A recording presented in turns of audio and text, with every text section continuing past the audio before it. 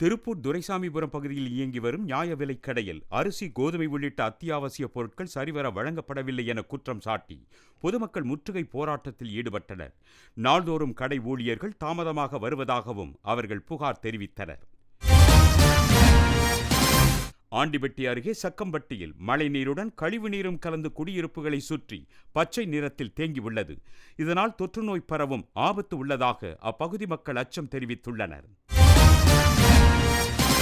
காட்பாடியை அடுத்த கல்புதூர் பகுதியில் வசிக்கும் செவிலியர் ஒருவர் அங்குள்ள கடை ஒன்றிலிருந்து பொரித்த கோழி இறைச்சி துண்டுகளை வாங்கியுள்ளார்.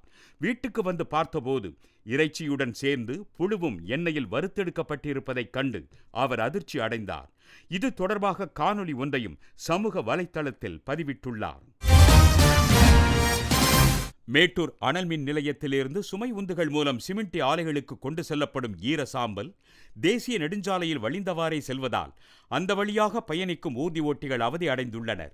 மேலும் அனல் மின் நிலையத்திலிருந்து வெளியேறும் ஈர சாம்பலை ஏரிக்கு அனுப்பாமல் நேரடியாக காவிரி ஆற்றில் வெளியேற்றுவதால் விவசாயம் பாதிக்கப்பட்டுள்ளதாகவும் புகார் எழுந்துள்ளது.